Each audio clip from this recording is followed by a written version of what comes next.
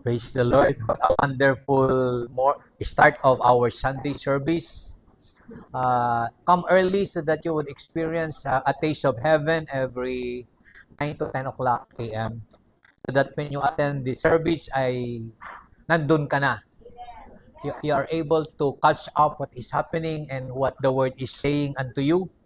And we believe the Lord would continue to allow us na ma-experience pa yung mga bagay na bago sapagkat this is a year wherein there are new things that God would be doing in our midst. Okay, Psalms 90 verse 12. The Lord would continue to speak on that area wherein we will I just be giving unto you principles so that when you receive the revelation, you just know how to apply it in your life. Sabi nga po dyan, this was my message, my first message for the year. This is the prayer of Moses. So teach us to number our days that we may gain a heart of wisdom. Like kanina po habang nagsiservice ay naalala ko that if I am not mistaken, Moses lived 950 years. Oo. 120 ba? Hindi ang 120 si ano? I think 950. Methuselah is 969. Moses is 950. Adam is 930. If I am not mistaken. I found out that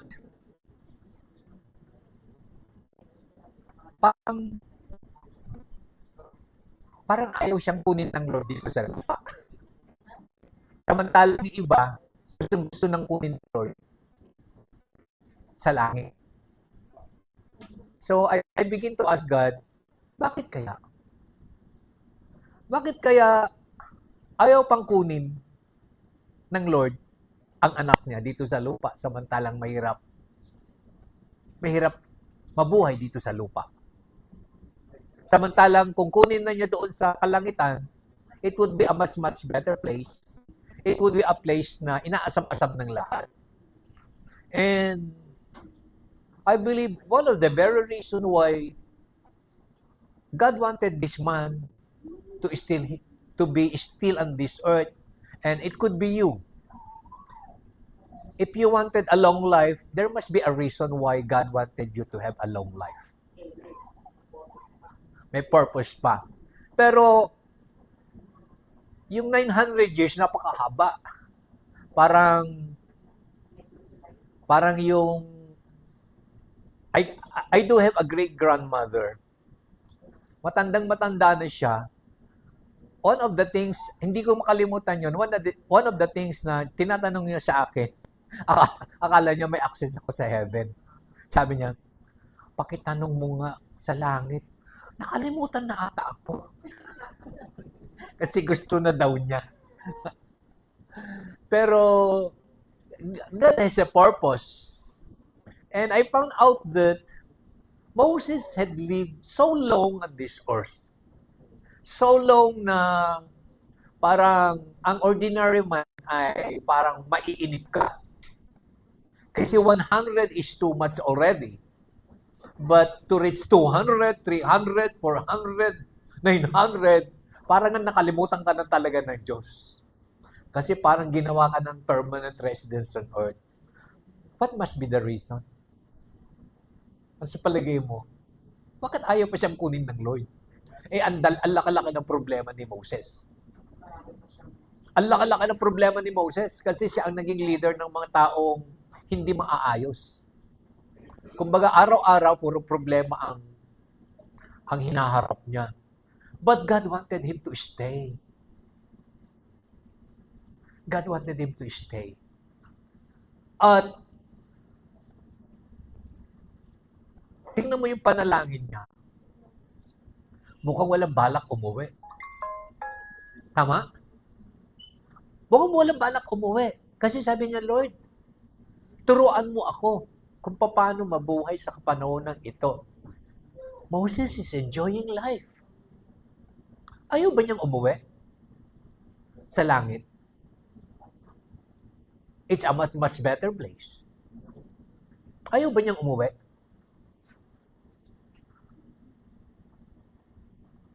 Those are, we believe there is something. May isang bagay na natuklasan niya na sa tingin ko ay dapat matuklasan mo rin, matuklasan ko rin.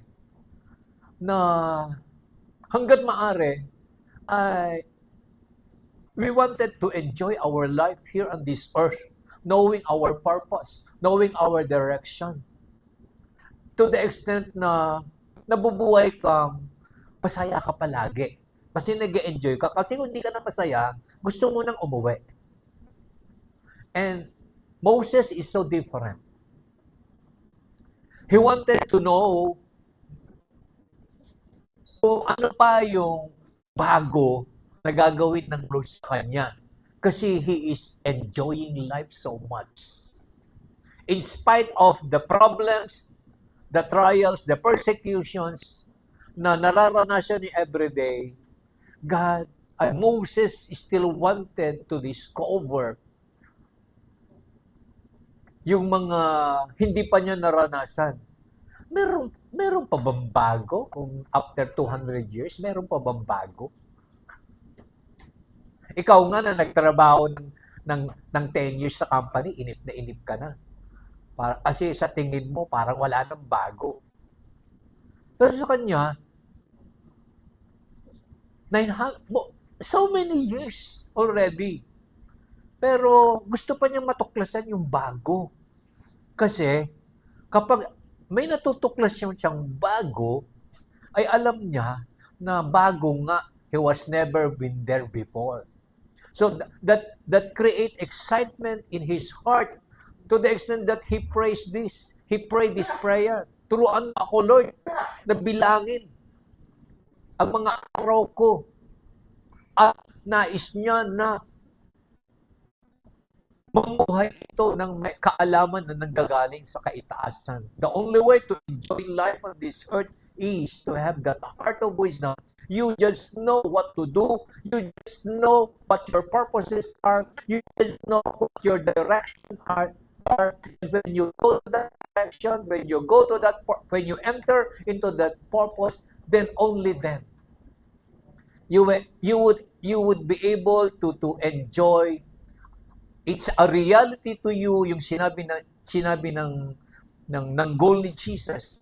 I have come that you might have life and life in abundance. That's the plan of God upon your life. Amen. Nothing more, nothing less. Kaya nais niya na ang buhay mo ay matutunan mo na ano. Sabi nga ng teaching, a quick review. So that you would be able to understand yung mga susunod pang mga sasabihin ko. Ang title kasi ng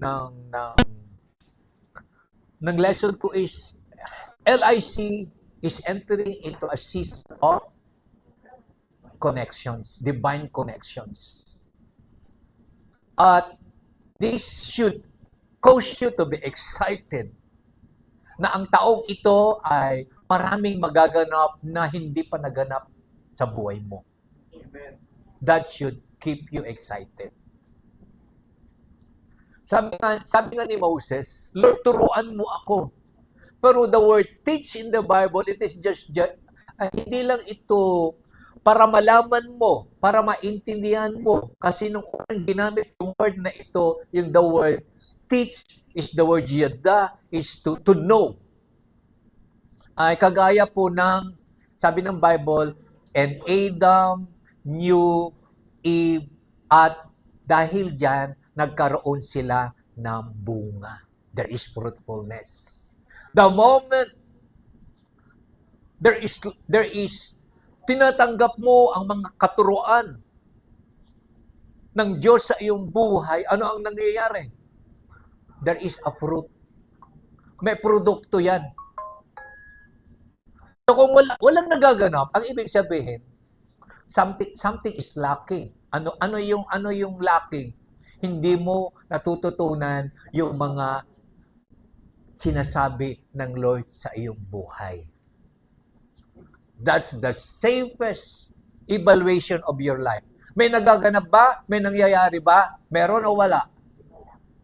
Kung wala, hindi mo natututunan yung mga sinasabi ng Lord sa iyo.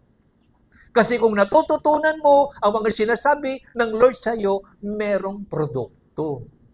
Adam knew Eve, kaya nga po ang sabi ng Bible, nagkaroon sila ng anak. That's the biblical knowing. At sinabi doon, sabi ni, bakit ang init? Ano to? The fire of the Holy Spirit? Parang pinagpapawisan ako. Mainit ba? Allah, what's happening to me?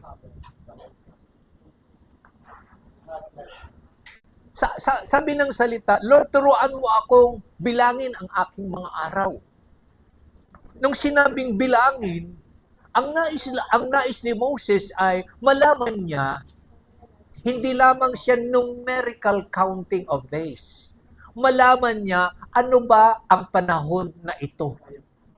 Meaning, nais ni Moses na lumakad ng naaayon sa kapanahunan na ibinibigay ng Diyos sa kanya. Kaya nga sabi ni Solomon, to everything there is a season.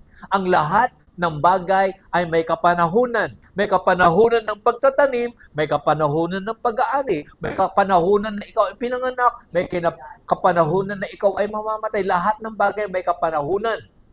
At ang sabi doon, lahat daw ng panahon na yan ay ano? Ang Lord mismo ang siyang gumagawang ang kapanahunan na yan na itinakda niya para sa iyo ay maganda. So another test check of your life. Magaganda ba ang nagaganap sa iyong buhay? Ikaw lang ang makakasagot. Kung sa tingin mo, ay parang hindi na ata maganda ang nagaganap sa aking buhay. Isa lang ang dapat mong pag-aralan. Maaring wala ka sa panahunan na itinakdan ng Diyos para sa iyo. Pumili ka ng ibang kapanahunan na hindi naman akmang kapanahunan. Life is so simple. Tama? Test check lang yan. May nagaganap ba sa aking buhay? Kung wala, ang ibig sabihin, hindi mo natututunan yung mga sinasabi ng Lord para sa iyo. Pangalawa, talang test check. Magaganda ba yung nagaganap sa aking buhay? Kung sa tingin mo hindi maganda, ang ibig sabihin lang yon, hindi mo pinasok yung kapanahunan na itinakda ng Diyos para sa iyo. Ano ang katibayan? The Word of God. He makes all things beautiful in His time. Sa kanyang kapanahunan, palaging maganda. Kapag pinasok mo ang kapanahunan ng Diyos para sa iyong buhay, expect fruitfulness and expect beautiful things to come upon you. Amen. And to number your days, you just know the season. At kapag nalaman mo ang kapanahunan, then ang susunod na dapat mong malaman ay paano ka lalakad sa kapanahunan na yan. Since it is God that ang Diyos ang siyang nagsabi ko ano ang kapanahunan, siya rin ang magsasabi sa iyo paano mo lalakaran ang kapanahunan na yan. You got to gain a heart of wisdom. It has to be God. He is the author of that season. It has to be God giving you instruction, giving you how to walk that kind of life in that particular season. Ako po, sanay po ako sa season yan. Alam ko po yung tinatawag na tax season. Iba po ang kilos at galaw namin, kaming mga accountants, kapag tax season. Hindi kami pwedeng pakuyak-kuyakoy. At iba rin ang kapanahunan pag sinabing the accountants will know that pag sinabi namin JB period, Yan, ire-record ngayon, i-journal ngayon kung ano ang naganap, ano ang nangyari. At pag sinabi mong FS season, i-collate naman ngayon lahat ng mga mga records. At pag sinabing mong board meeting, nako, kinakailangan na isubmit na yan. Meron palaging kapanahunan. Hindi ka pwedeng lumaktaw. At iba ang kilos mo, iba ang galaw mo, iba ang takbo ng utak mo, iba ang takbo ng buhay mo sa bawat kapanahunan. Dapat matutunan mo yan, whether you like it or not.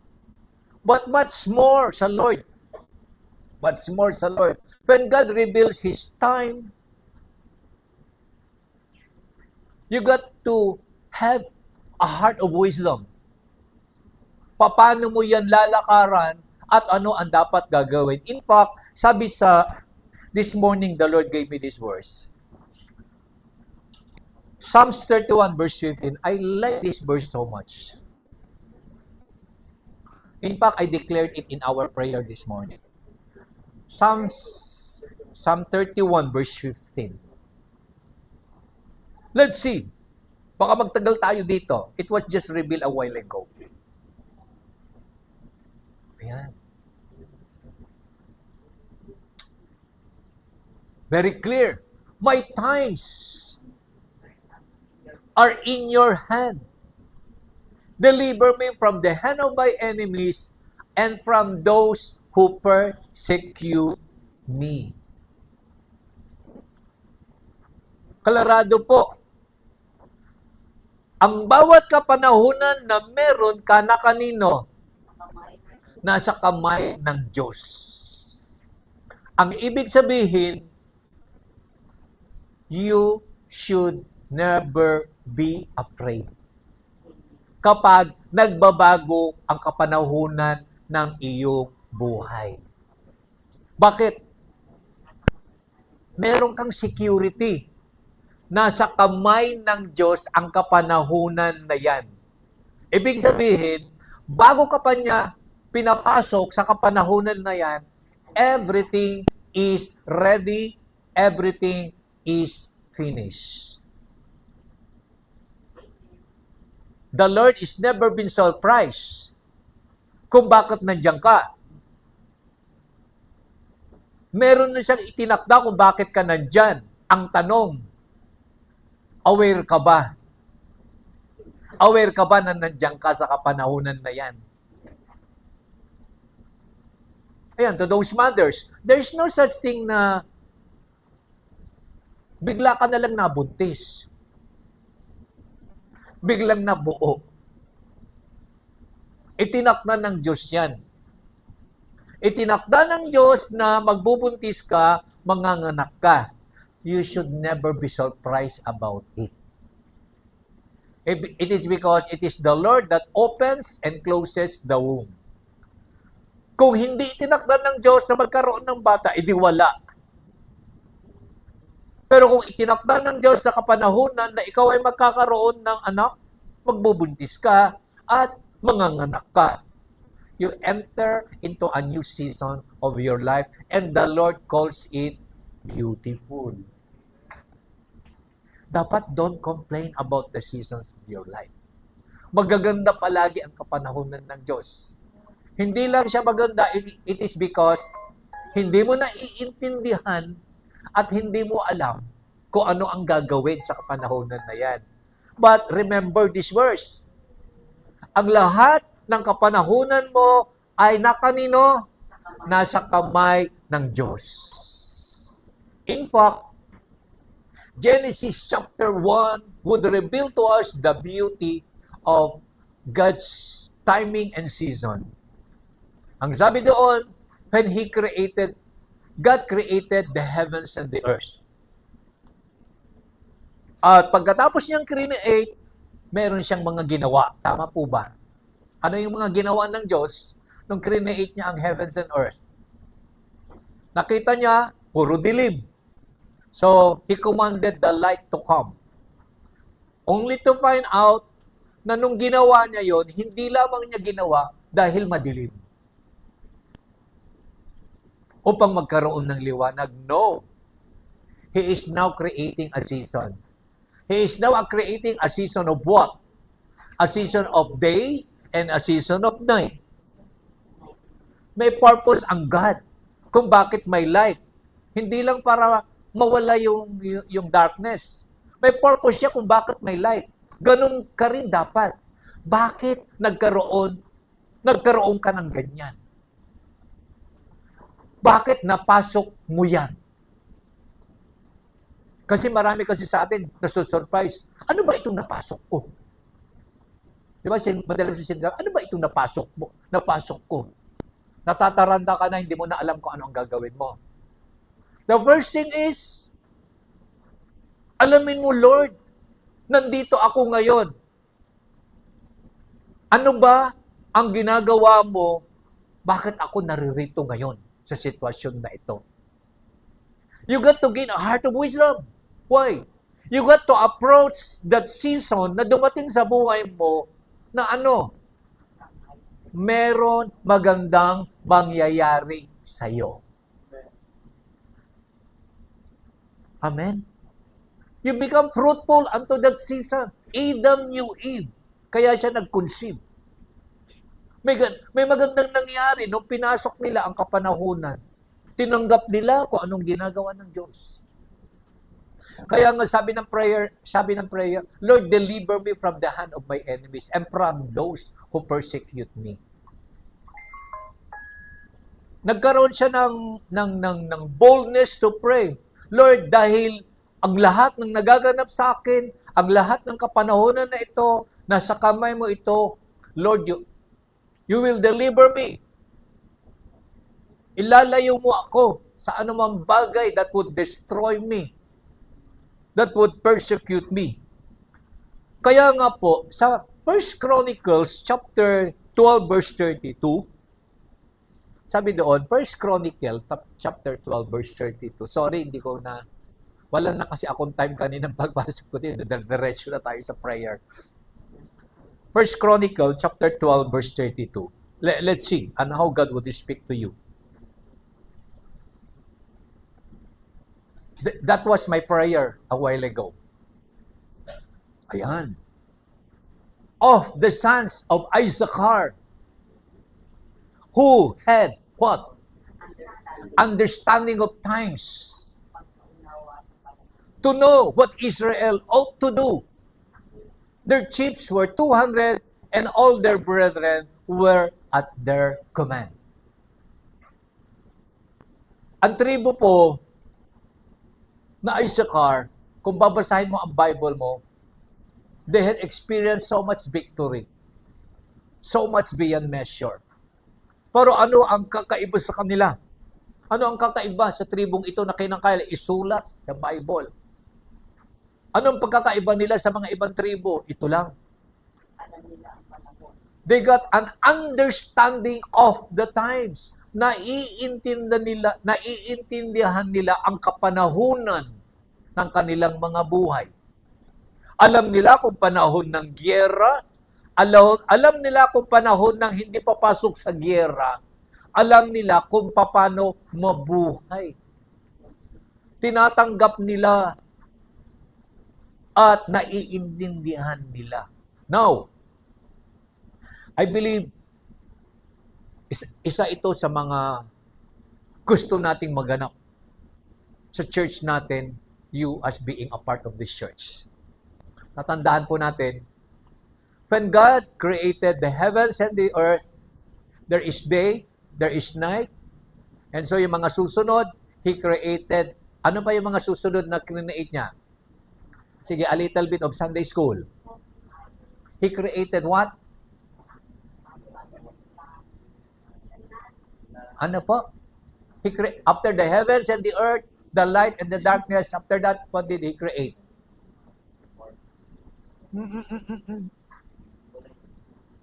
Tama. Hiniwalay ang tubig. Nagkaroon ng lupa. Pag-create na ng lupa, anong sumunod? Nag-create siya ng mga animals na titira sa lupa, nag-create din siya ng animals na titira sa himpapawid. Nag-create din siya ng animals na titira sa tubig, sa lupa, sa tubig, sa himpapawid. Meaning, yan yung one of our lessons before. Dapat wag mong kakalimutan yon na nilikha ka ng Diyos nang naaayon sa design niya para sa iyo. So, paano ka naman lilikha ng Diyos?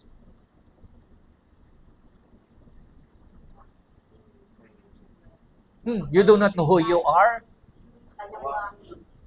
He created man in His likeness and in His image. Pero how did He create the first man?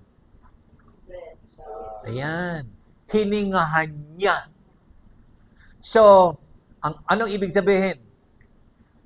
Nabubuhay ka na ang totoo mong tahanan ay saan? Sa Diyos. Your real home is heaven. At kagaya po ng example ko, wag mong kalimutan yung mga basic principles in the Bible. Take out of the fish in the water, parang natuwa ka sa isdang yan, ay gusto ko laruin kita, dito ka muna sa lupa. What happens? It dies. Why? Hindi yun ang kanyang pagkalikha. Hindi yun ang plano ng Lord para sa kanya. In the same manner, tuwan-tawa ka sa baboy mo, gusto mo mag-create ng aquarium. Ilulubog mo yung baboy mo sa tubig. Dito muna tayong dalawa at pag nagsiswimming ako, dapat nanyan ka. Pag sisisid ako, sisisid ka rin. What would happen? It will eventually die. Why? It is because that is not how God created. In the same manner, yung ibon ay create siya in the sky to fly. You cannot say to the bird, palit muna kayo ng isda, ikaw ibon, sa tubig ka, ikaw isda, ikaw naman ngayon ang lilipad. Naalala ko tuloy, nanood ako kagabi, Avatar. Avatar. Kasi nag-change doon yung season eh. From the forest to the sea to the fire. I don't know how God would speak to me on those things. Now, ito ang dapat mong makita. You got to understand the times. Pero dapat makita mo rin nasaan ang Lord dyan.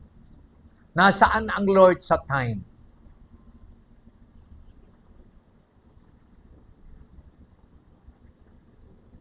Nasaan ang Lord sa time? He is outside of time. Tama? God is outside of time. Hindi siya sakop dyan. Ikaw ang sakop sa time. Pero, ipasok mo yung unang verse kanina. Your times is in the hands of God. Meaning, alam ng Diyos kung ano ang nagaganap dyan sa kapanahunan mo. At sabi ng Lord, you shall be just like the sons of Issachar. You just understand the times. Naiintindihan mo kung ano ang mga kapanahunan mo. Pero this is good news. Do you want the good news? Do you want the good news? Because this is an Old Testament time. Old Testament example. Do you want the good news? Ang sabi ng Lord, gasgas na ito, pero kadalasan hindi natin naiintindihan lahat. Alam na alam mo ito. Philippians chapter 1. He who began a good work in you is faithful to complete it. Romans 8:28. Alam mo ito, Eric, Romans 8:28. Ano yung Romans 8:28? Ay, tama mo ang pagre-recite mo. Pag mong kalilimutan yung simula ng verse na yan. Ayan. And we know. Alam mo dapat na ano? Lahat ng bagay ay it works together for good to those who love God and to those who are called according to His purpose. Ikaw ba ay nagmamahal sa Diyos? Meron ka bang pagtawag sa Diyos? Amen. Ang ibig sabihin, yung kapanahunan na binibigay ng Diyos para sa iyo ay ano? Maganda. Kaya lang, ang tanong, pumapasok ka ba sa kapanahunan na yan? If not, something is wrong. Pero don't you worry. Dito ko nakita yung how wide is God's love for you and for me. Yung mga panahon na mali ang desisyon mo, yung mga panahon na ikaw ay pumalpak, yung mga panahon na ikaw ay naghirap, nung panahon na ikaw ay nasaktan, yung panahon na merong hindi magandang naganap sa iyong buhay, God is picking up those pieces, working it out to become beautiful for you so that you could enter into your beautiful season. Amen. Our God is always a God who works beautiful things in our life. He always wanted you to enter those seasons that He designed for you. Kaya nga, He is outside of time. It is because nakikita niya. Nakikita niya, it seems sinayang mo yung mga panahon na ito. But in the Bible, you could find the word, the Lord could redeem that time. Yung mga nasayang na panahon, pwedeng ibalik uli ng Panginoon ng mas maganda pa kaysa inaasahan mo. Ephesians 3 verse 20, ano yung verse na yon? Ha? God is Allah. Ito po ang panahon na paramihan ng Bible verse na ide-declare. Now, unto Him who is able to do exceedingly abundantly above all what we can think or ask of.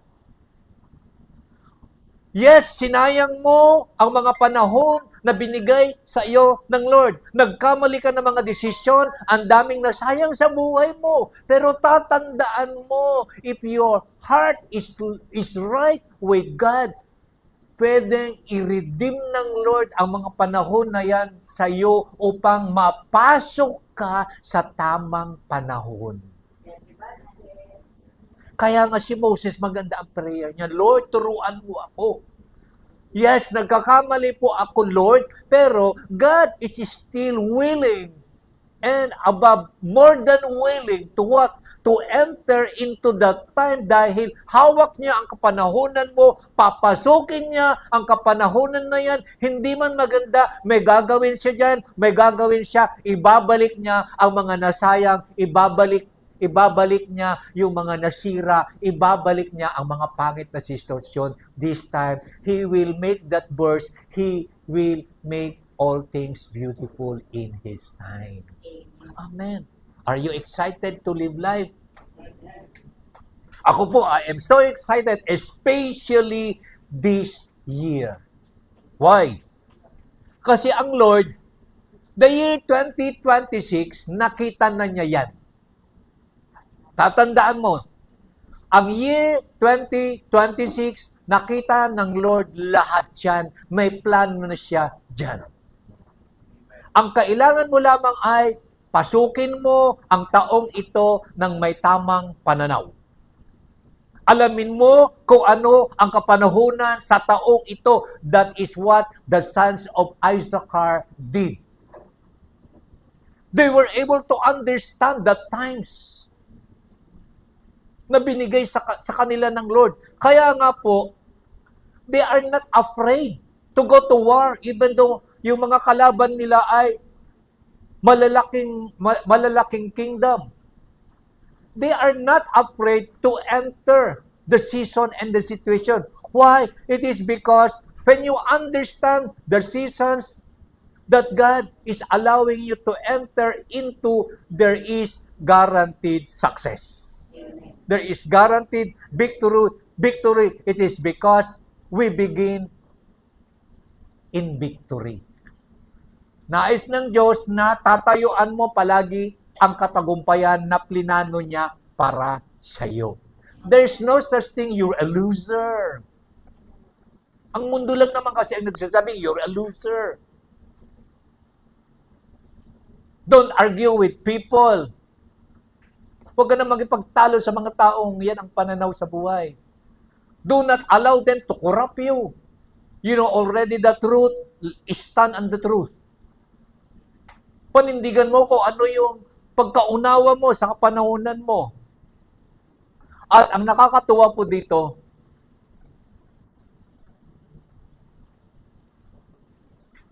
yung mga nasayang mong panahon kung meron man, this year, declare to yourself, Lord, ibabalik mo lahat yan. Yung mga nawala, dahil sa wrong decision, nawala dahil napabayaan mo, nawala dahil hindi mo naiintindihan. God is so much willing to bring them back much better.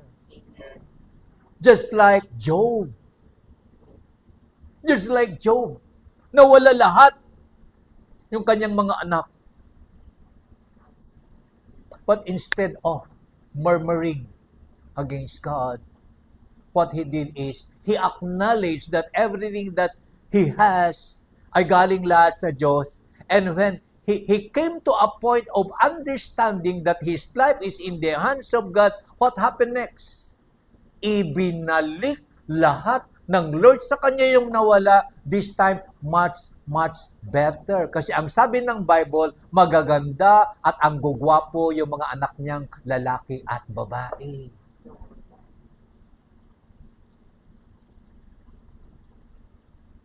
Huwag kang lungkot-lungkutan dyan. Emo-emo ka dyan sa mga bagay na nawala mo. Be excited, Lord. Nawala yan. Kasalanan ko man o kasalanan ng iba, it does not matter anymore. What matter is, Lord, this year, this is my year. I declare, Lord, more than what I have lost, more than what I miss, this year, Lord, hihigitan mo lahat dahil yan ang sinabi ng Ephesians 3 verse 20. Kaya dapat, nagme-memorize ka ng Word of God. Yan ang i-declare mo, hindi yung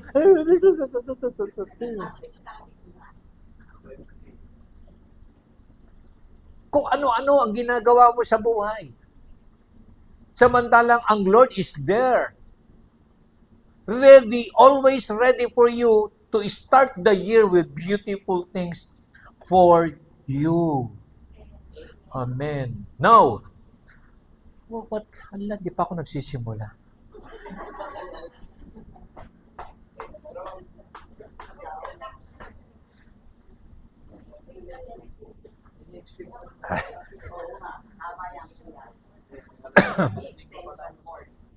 Praise the Lord. Now, very clear ang instruction sa atin. Lord, teach us to number our days. Malaman natin kung ano ang kapanahunan. But if you ask that, God had already designed this year long time ago. Alam na ng Diyos ko ano ang taon na ito. Meron na rin siyang bagong plano para sa taong ito. God is no longer surprised kung bakit inabot mo yung 2026, kung bakit buhay ka pa, at kung bakit naririto ka ngayon. God is the purpose. Dapat makita mo yan.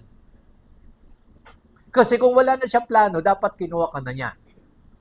Kaya nga po, ang example ko kanina, Moses had lived so many years in his life, but God is not. Hindi siya kinukuha ng Lord. Why? Hindi pa tapos ang Diyos sa nais niyang gawin sa lupa sa pamamagitan ng buhay ni Moses. And so, it is the same with you. Meron pang hindi mo pa naranasan noon na mararanasan mo sa taong ito. Amen. He is a God of surprises. Hindi mo na mamalayan, praise the Lord ka na lang. You did not ask for it, but it is now in your lap. It is now in your hands. You did not even dream about it, but it is now happening. It is because that is the season that God had designed for you. Nothing of man, but everything is of God. That makes life exciting. Kasi ikaw, limited lang yung pwede mong i-desire. Pwede mong pangarapin. Very limited yan. Pero with God, ang sabi nga ng year na ito, in the Hebrew calendar, it is 5786. Nagkaroon na ako ng intro before. Now, the word 6 is kung sa pictograph ng number 6, it is a hook or it is a connector. And at the same time, ay nasabi ko na sa inyo, ganyan siya. The hand of God and this one connecting this. At ginamit yung salitang yan noong create ang mundo. Genesis chapter 1 verse 1.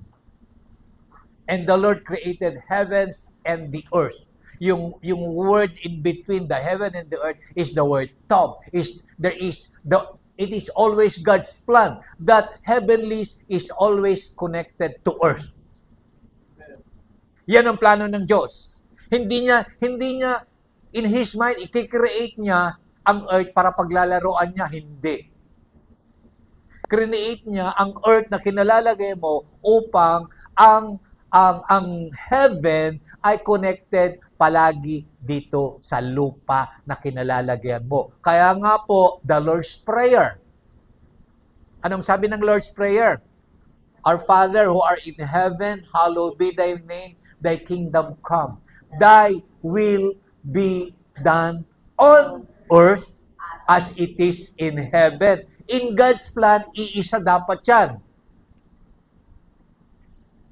Nais ng Lord na sa lupa, mararanasan mo na yung totoo mong tahanan, and that is heaven. Hindi mo na dapat hinihintay pa kailan ka pupunta sa langit, kasi dapat dito sa lupa, it is just the same.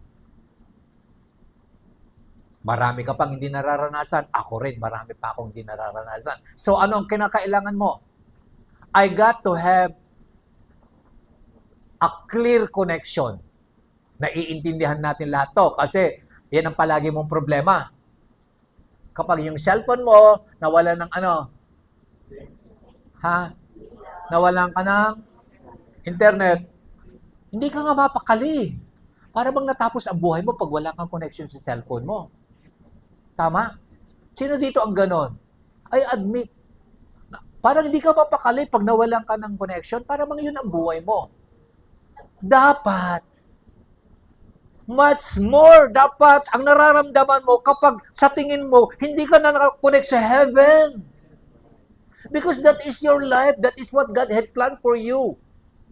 The things of the heavenlies, He wanted to bring it down unto earth because of you. Amen. This is a year of divine connection. Stay connected. There is unlimited access of heaven for you. Kaya nga po, nagkaroon po ng finished work of Christ at the cross. What happened after Christ died at the cross? We can now boldly enter into the throne of grace. Dati, hindi nagaganap yan. Only the high priest could connect, could download to what the heaven is saying. But this time, God had given you that great privilege that you could download the files of heaven. Ilan na ang files na na-download mo? Sige nga, tanungin mo nga katabi mo, ilan ng files ang download mo galing sa langit? Ilang gigabytes ba ang storage na inilaan mo diyan? Ang problema kasi ay ang kaisipan natin ay isip lupa. You are willing. I will say this with love.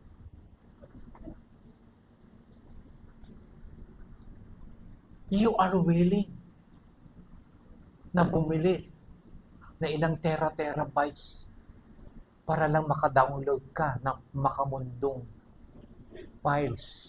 But are you willing to pay the price so that you could download the files of heaven? How much price are you willing to pay? What do I mean? In order for you to download the files of heaven, you should be willing to give so much of your time, kneeling in prayer, sitting down at the feet of Jesus. You count the price is so high, but nevertheless, be willing to pay the price. It is because you have the intention, you got the purpose to download the files of heaven. So that when you download the files of heaven, that is the prayer of Moses, Lord, teach me how to live these times. And the only way, paano ka mamuhay sa kapanahunan ay mamuhay ka ng naayon sa sinasabi ng kalangitan sa kapanahunan na yaan. Amen. You must be willing to be connected to heaven. I encourage you to come 9 o'clock in our services. Because 9 o'clock to 10 o'clock, that is the best time to download file from the heavenlies. This is our training to download the files of the heavenlies because this is a season of divine connection. There would be so much manifestation of the work of the Holy Spirit in our time because there is so much to be downloaded coming from the heavenlies because God had so designed 2026 to be a year of divine connection. Ang problema kasi, kung kani-kanino ka nakikiconnect.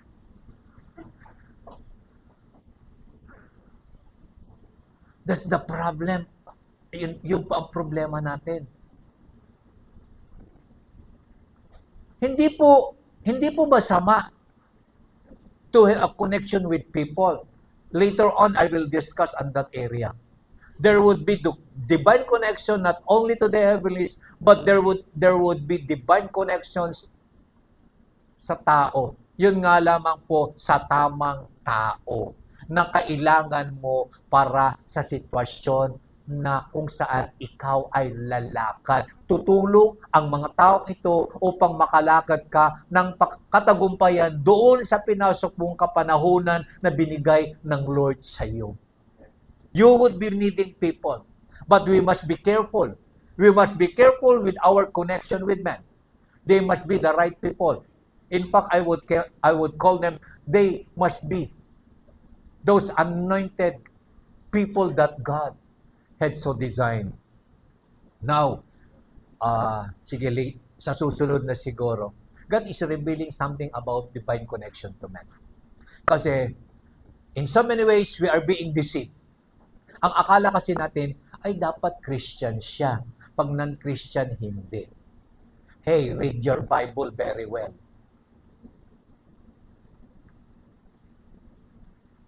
Building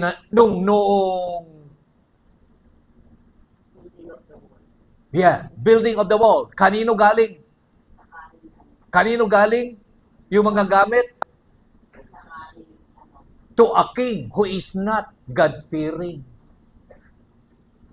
Pero, God had so designed na i-connect siya ng Lord dito. Kasi, gagamitin ang taong ito na hindi kilala ang Diyos upang ma-accomplish ang purpose ng taong ito sa kanyang buhay.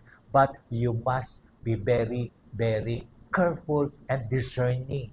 Magagawa mo lang yan kung totoo sa'yo na meron kang divine connection in the heavenlies.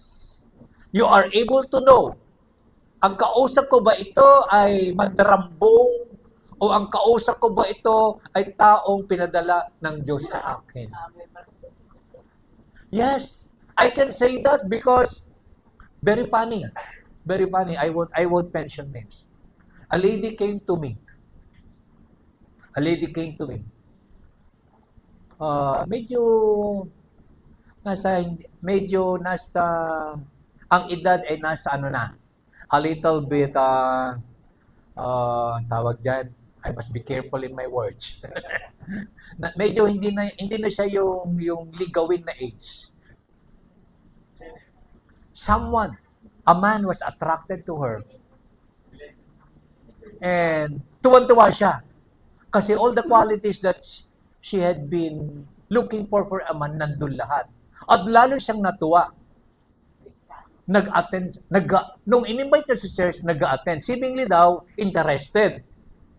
So nag-attend naman ng church. Nag-attend ng church.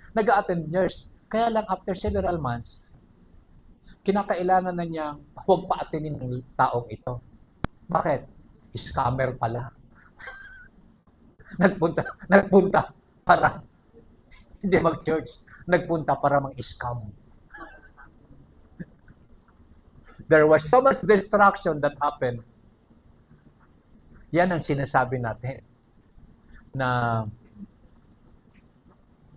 God, hindi tayo pwedeng magkamali sa ating divine connection, especially to man. But nevertheless, the bulb, na ang picture niya ay hook or connector, it signifies divine connection, divine alignment. Ano ba ang tawag doon sa, hindi kasi ako plumber. Diba, para pagdugtungin mo ang dalawang bagay, ano ang tawag doon? Ha? Dapat tama yon. Para, bakit, di ba, ang coupling, ilang forma yon, Eric? Merong, ayan, tama, merong ganon, meron naman yung, ayan, merong ganyan, at meron din yung ganon. Okay. Ano ang purpose noon kung bakit ganon ang kanyang forma? Bakit ganon? Kasi, may isa dito, may isa dyan. Tama. Hindi mo pwedeng gamitin yung ganon kapag ang purpose mo ay ganon. Ang gagamitin mo ay yung straight din lang. Dapat po tumama ang mga connection mo. Ang ibig sabihin, there must be alignment. Tama ba? Tama ba ako? Dapat tama ang pagka-connect mo kasi dapat tumama yung alignment mo. This year, God will be doing divine alignments in your life. Marami ka ng liko na hindi ka naman dapat lumiko. Ang gagawin ng Lord ngayon sa year na ito ay itatama niya pagkaroon ng divine alignments para magkaroon ng tamang purpose, magkaroon ng tamang paggamit, mapapakinabangan ang buhay mo. Amen. Expect it this year. Expect it this year that the Lord wanted, the moment you are rightly connected to the heavenlies, then there is no other way but God has to divinely align you. Tumama ka naman sa takbuhin mo. Now, how will I say this?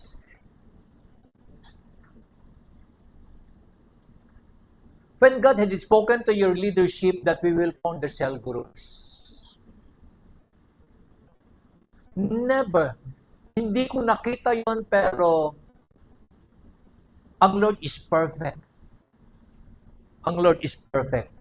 Whenever God reveals things, sometimes sa una, hindi mo alam kung bakit ganun. Akala natin grinop lang natin. Tama ba? Akala mo, green up ka lang dyan. Green up ka lang dyan. Green up ka pa lang dyan. Until one day, I was so surprised. Until one day, ay mukhang parang malayo kasi nagbi-meeting lang naman kami for I think for the anniversary ba for the program.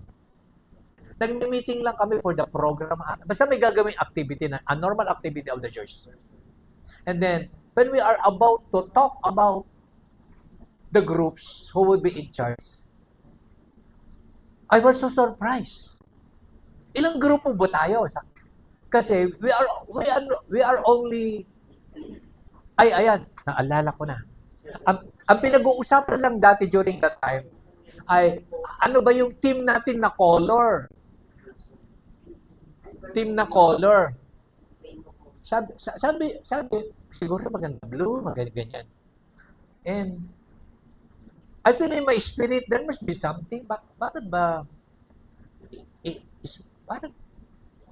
Maliit na bagay, bakit kinakailangan pag-usapan? Kulay lang yan. It does not matter to me kung yellow, green, blue yan. Kasi kulay lang naman. Pero ay ilang grupo ba tayo? 7. Sabi ko, ilang kulay ba ang rainbow? 7. So it came about, our team, the Lord that is spoken, we did not even ask for it. The Lord that is spoken to us, it speaks about the rainbow. It is about the covenant. And I believe this is one of the things the prophets are saying.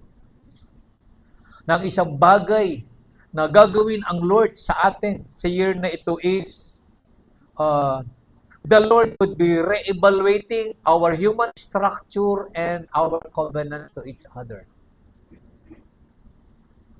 But before that, there would be connections, there would be alignments, and because of that, expect, sabi nga ng Lord, you were never there before. So anong ibig sabihin? There would be new beginnings. Old had gone, everything becomes new. In fact, I am so excited. I am so excited and at the same time very cautious na God is now revealing so many things to us na we were never been there before. Maraming mga bago na sometimes it surprise you, your mind cannot, parang sabi ng kadalasan sinasabi ng ko, sa Lord ba ito? Very funny. So, in our last meeting with your leadership, with your Pauls and Timothys, one of the things that while we are discussing, I found out that God is revealing the seasons and the times of research. While the leadership are discussing, kasi ang topic namin during that time is tama ba ako, mga Paul and Timothy? We are talking about yung mga pag-connect natin to the other selves, to the other activities. And then, all of a sudden, napansin ko, nagsama yung mga may edad na at saka yung mga bata. Hindi sila magkasundo ngayon this time doon sa gagawin. Sabi ko, bakit? Sabi ko, bakit ayaw nyo ito? Samantalang ito ang gusto nila. Sila naman ayaw nila kasi iba naman daw. And then all of a sudden, I asked one person,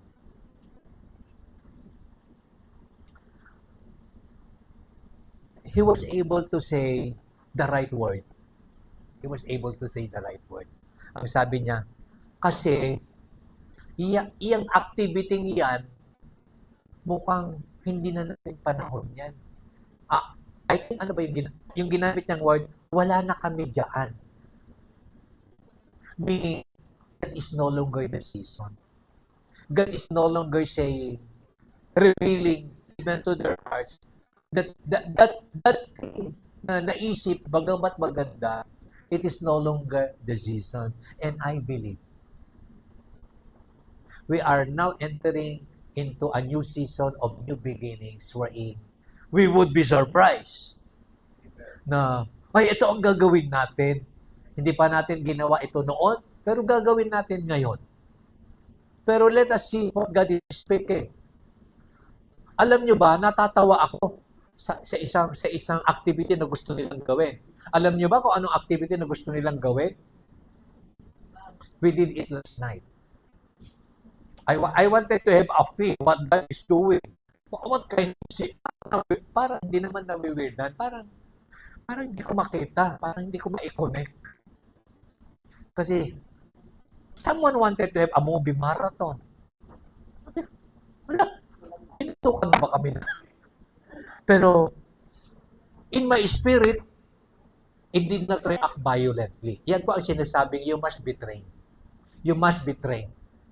You must be trained to distinguish what God is saying and what God is not saying. In my spirit, there is quietness. Hanggang sa pag-uwi ko, kung meron kang gagawin dito, Lord, I am willing to connect. I am willing to know what you are about to say to us.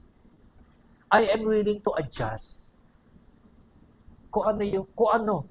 If this is your way of doing new things, if this is your new way of recruiting people for the kingdom, so be it, Lord. I got no question. But we got to be very, very sure na we got to connect ourselves to what God is saying if these are the seasons. It is because this is now a season of spiritual linkage of the heaven and of the earth. Iko-connect na ngayon ng Lord yung mga makalupa at makalangit na kaganapan ng ating buhay. It is just one. There is a linkage and God is doing a new things. Give me 5 minutes. Pwede ba? 5 minutes. I-wrap up ko lang ng konti. No. Pag sinabi nating peg, hooks, ano kasi, yung number 6 is a hook. Not only a connector, it is a hook. Where do you see a hook or a peg in the Bible? Saan ko nakikita, saan ginagamit yung hook at peg in the Bible? You should be reading kasi you should always link. Ililink mo dapat yung rini-reveal ng Lord sa'yo sa mga pangyayari sa Bible. Where do you see a peg and a hook in the Bible? Saan po? Saan po natin makikita na ginamit ang hook, ginamit ang peg? Pag sinabi natin hook, ginamit peg. Dapat alam nyo, it should, to those who attended the camp, dapat very fresh sa inyo ito. Kasi gumamit kayo ng hook, gumamit kayo ng peg. Tama ba? Campers. Saan nyo ginamit yung hook and peg? 10. In the Bible, in the tabernacle, ginamit po yung hook, ginamit po yung peg. What does it mean? Bakit kinakailangan? Sino yung tumira sa tent? Pakitaas ang kamay. Okay. Pwede bang hindi lagyan ng hook and peg yung tent? Ha? Kabataan, pwede hindi lagyan? Okay, kabataan, sa akin kayo magkipag-usap. Yung tent nyo, pwede bang hindi lagyan ng hook? Pwede? Are you sure? Yung ipinako mo sa lupa, pwede hindi yan.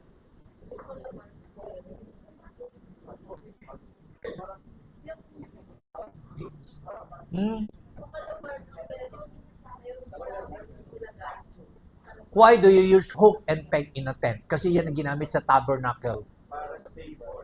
To make it stable, to make it firm. At yung purpose na ay magamit ng tama. Yan ang magaganap sa year na ito.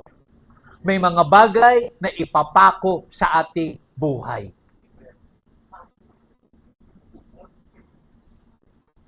Ang tanong, ano ang mga ipinapako mo sa buhay mo ngayon? Attend prayers. Para yung mga word of God na dinideclare sa akin, ipako mo yan sa buhay mo. Sasabihin mo sa Lord, Lord, ipapako ko ito sa buhay ko. Ito ang magaganap sa akin. It would be made permanent. It would become part of my life.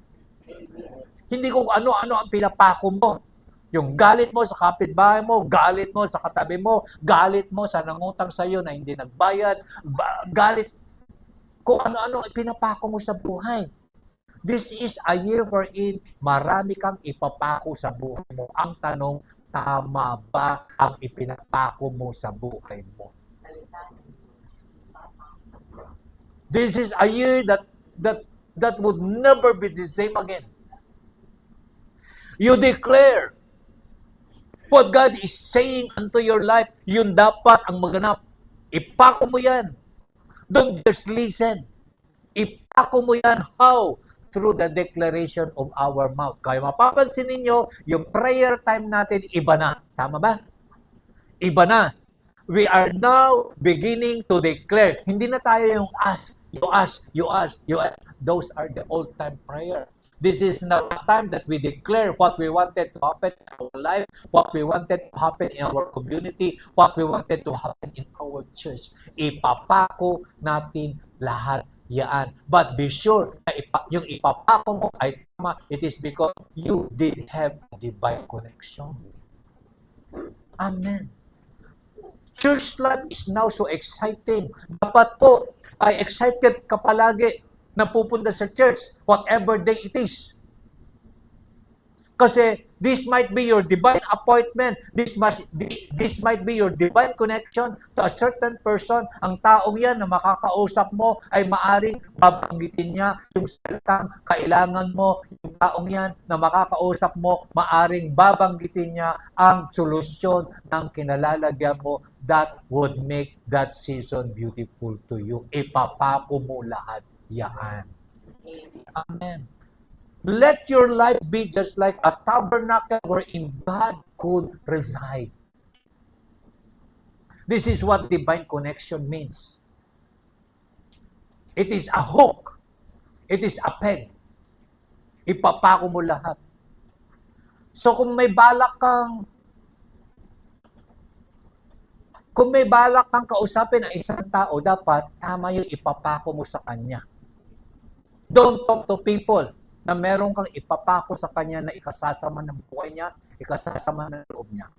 Be sure that when you wala kang balak, sa tingin mo wala kang balak, pero this should be a year wherein marami kang ipapako. But be sure, hindi mali, hindi masama yung ipapako mo ang mga salita sa buhay ng mga taong nais ng Diyos na makausap mo. Are you excited for this year? Amen. This should encourage you. Lord, ayoko mag-absent ng Sunday services. I am so excited, Lord, na makarinig na naman ng bago. Ipapako ko yan sa buhay ko kasi gusto kong manatili akong divine connected sa may-ari ng aking buhay. Okay, shall we all stand? We will just continue this text. We are just beginning.